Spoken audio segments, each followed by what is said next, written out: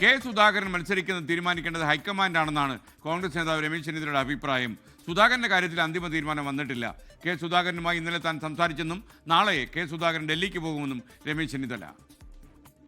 ഇത്തരം കാര്യങ്ങൾ ഞാനല്ല തീരുമാനിക്കേണ്ടത്, കേരളത്തിലുമല്ല തീരുമാനിക്കേണ്ടത്, അത് കോൺഗ്രസ് ഹൈക്കമാൻഡാണ്. MP-മാർ മത്സരിക്കണമോ എന്നുള്ള കാര്യത്തിൽ അന്തിമ തീരുമാനം കോൺഗ്രസ് ഹൈക്കമാൻഡാണ് എടുക്കേണ്ടത്. കെ സുധാകരനോട് ഞാൻ ഇന്നലെ സംസാരിച്ചു. അദ്ദേഹം തിങ്കളാഴ്ച ഡൽഹി വരും, എല്ലാവരോടും സംസാരിക്കും. വേറെ പ്രത്യേകിച്ച് പ്രശ്നങ്ങളൊന്നുമില്ല. ശ്രീജിത്ത് ശ്രീകുമാരൻ തൃശ്ശൂരിൽ നിന്ന് വിവരങ്ങളുമായി ചേർന്നു. പറയൂ ശ്രീജിത്ത്.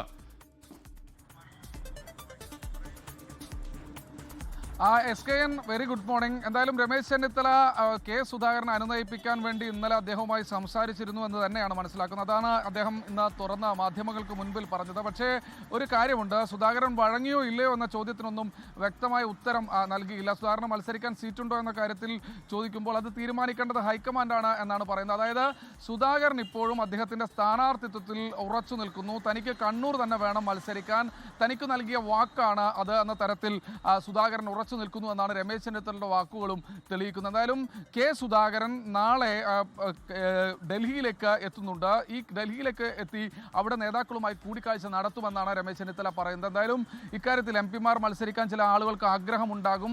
പക്ഷേ അത് തീരുമാനമെല്ലാം എടുക്കേണ്ടത് ഇത്തരത്തിൽ ഹൈക്കമാൻഡാണ് എന്നാണ് രമേശ് ചെന്നിത്തല പറയുന്നത്. കെ സുധാകരൻ്റെ വിഷയത്തിൽ കോൺഗ്രസ് ഒരു ആശങ്കയിൽ തന്നെയാണ്, അവർ തൃശങ്കുവിൽ തന്നെയാണ്. അദ്ദേഹത്തെ അനുനയിപ്പിക്കാൻ എന്തായാലും ഇതുവരെ കഴിഞ്ഞിട്ടില്ല എന്ന് തന്നെയാണ് ഈ വാക്കുകൾ, രമേശ് ചെന്നിത്തലയുടെ വാക്കുകൾ തെളിയിക്കുന്നത്. ശ്രീജിത്ത് ശ്രീകുമാരൻ. ലോകത്തെവിടെയായാലും ഏത് സമയത്തും 24 വാർത്തകളും ഓഗ്മെന്റഡ് റിയാലിറ്റി പാക്കേജുകളും എക്സ്പ്ലെയിനറുകളും വിശദമായി കാണാൻ ഞങ്ങളുടെ YouTube ചാനൽ നിങ്ങൾക്ക് സബ്സ്ക്രൈബ് ചെയ്യാം.